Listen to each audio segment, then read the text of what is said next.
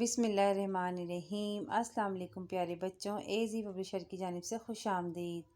معین الاسلام اسلامیات جماعت سوئن، سیرت طیبہ صفحہ نمبر 38 تا 41۔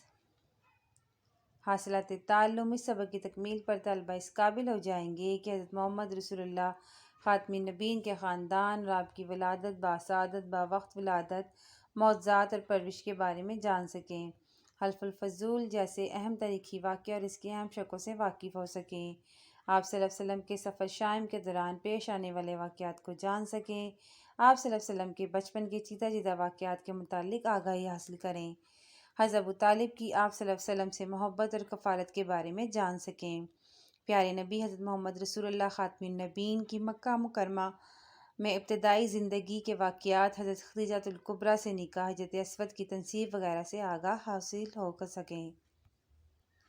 خاص الفاظ: آتش کدے، عقیقہ، کنگرے، اوندے مگینہ، راہب، تنصیب اور حکیمانہ۔ نبی کریم صلی اللہ علیہ وسلم کی ولادت و بعثت 12 ربیع الاول 22 اپریل 571 عیسوی کو ہوئی۔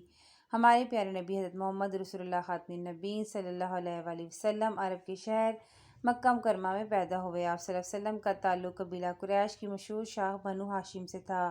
نبی کریم صلی اللہ علیہ وسلم کی ولادت کے وقت بہت سے معجزات ظاہر ہوئے۔ خانہ کعبہ میں پڑے تمام بت اوندے منہ گر پڑے، ایران کے بادشاہ کسریٰ کے محل کے مجوع 14 کنگرے گر گئے اور ملک فارس کے آتش کدہ سرد پڑ گئے۔ جب آپ اس دنیا میں تشریف لائے تو آپ کے والد ماجد حضرت عبداللہ وفات پا چکے تھے۔ آپ کی والدہ ماجدہ حضرت آمنہ نے آپ کا نام احمد رکھا۔ نبی کریم صلی اللہ علیہ وسلم کے دادا حضرت عبدالمطلب بنو ہاشم کے سردار تھے۔ انہوں نے 7ویں دن آپ صلی اللہ علیہ وسلم کا عقیقہ کیا اور آپ کا نام محمد رکھا۔ عرب کے رواج کے مطابق حضرت عبدالمطلب نے آپ صلی اللہ علیہ وسلم کو ایک نیک خاتون حضرت حلیمہ سعدیہ رضی اللہ تعالیٰ عنہ کے سپرد کر دیا۔ حضرت حلیمہ آپ صلی اللہ علیہ وسلم کی رضاعی ماں ہیں، جنہوں نے 4 برس تک آپ کی پرورش کی۔ 6 سال کی عمر میں آپ کی والدہ ماجدہ حضرت آمنہ کا انتقال ہو گیا۔ والدہ کے انتقال کے بعد آپ کے دادا حضرت عبدالمطلب نے آپ کی پرورش کی۔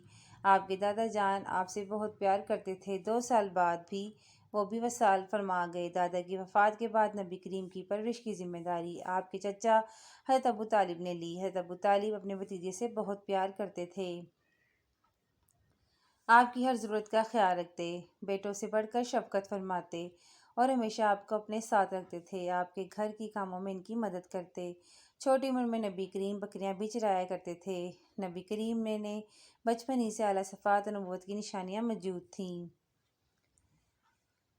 سفر شام: جناب ابو طالب کا پیشہ تجارت تھا۔ وہ تجارت کی غرض سے دوسرے ملکوں کے سفر کرتے تھے۔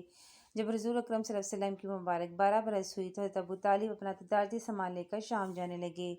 حضرت محمد رسول اللہ خاتم النبیین صلی اللہ علیہ وسلم نے بھی اپنے چچا کے ساتھ شام جانے کی خواہش کا اظہار کیا۔ جناب ابو طالب نے نبی کریم کو ساتھ لیا اور سفر پر روانہ ہو گئے۔ جب یہ قافلہ انتہائی دشوار گزار اور طویل سفر کر کے بصریٰ کے مقام پر پہنچا تو حضرت ابو طالب کی ملاقات بحیرہ نامی ایک عیسائی راہب سے ہوئی۔ بحیرہ پہلا آسمانی کتابوں کا مالک تھا۔ اس نے آپ صلی اللہ علیہ وسلم کے چہرہ اقدس پر نبوت کی نشانیاں دیکھ کر حضرت ابو طالب سے کہا، اس بچے کو شام لے کر نہ جائیں، ایسا نہ ہو راستے میں کوئی اسے نقصان پہنچائے۔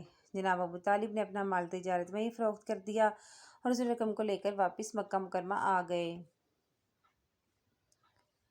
حلف الفضول: ایک مرتبہ ملک یمن کا ایک شخص اپنا تجارتی سامان لے کر مکہ مکرمہ آیا۔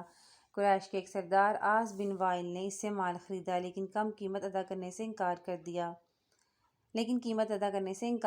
اس تاجر کو جب رقم ملنے کی کوئی امید نہ رہی تو اس نے پہاڑ پر چڑھ کر مکہ مکرمہ کے شریف لوگوں کو اپنی مدد کے لیے پکارا۔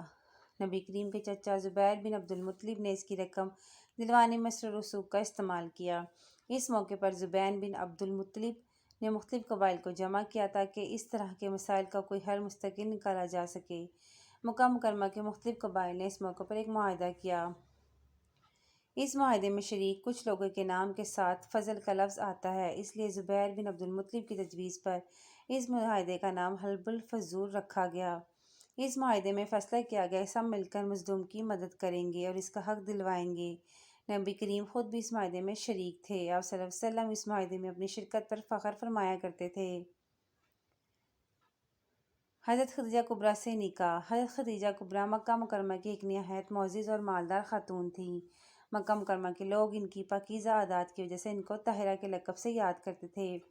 آپ صلی اللہ علیہ وسلم اپنا سامان دوسرے علاقوں میں تجارت کی غرض سے بھیجتی تھیں۔ جب انہوں نے نبی کریم کی ایمانداری، سچائی، شرافت اور اعلیٰ کردار کے بارے میں سنا تو انہوں نے آپ سے درخواست کی کہ آپ ان کا تجارتی سامان لے کر شام جائیں۔ حضور اکرم نے یہ درخواست قبول کر لی۔ حضرت الکبریٰ نے اس سفر میں اپنا غلام میسرہ کو بھی آپ کے ساتھ روانہ کیا۔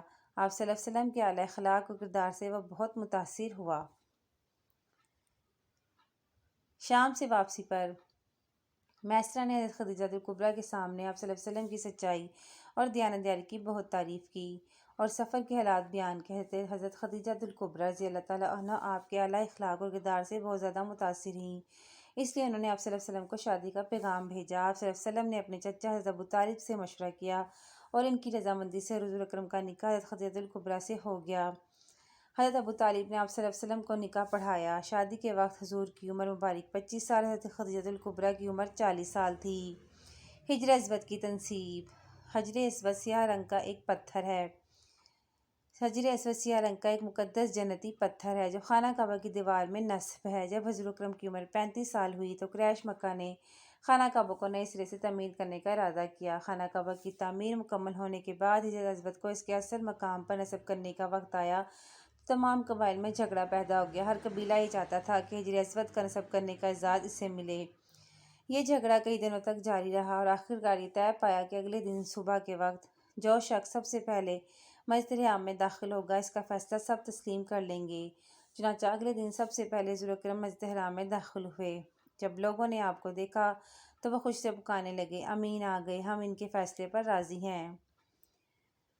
آپ نے ایک چادر منگوائی، حجر اسود کو اپنے مبارک ہاتھوں سے اٹھا کر چادر پر رکھا اور سرداران قریش سے فرمایا کہ چادر کو کونوں سے پکڑ کر اٹھائیں۔ جب حجر اسود اپنی اصلی مقام پر پہنچ گیا تو آپ نے اپنے ہاتھوں سے اسے اس کی جگہ پر نصب فرما دیا۔ تمام قبائل آپ کے اس حکیمانہ فیصلے پر بہت خوش ہوئے۔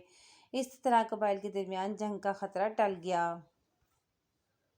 پیارے بچوں، ویڈیو دیکھنے کا شکریہ۔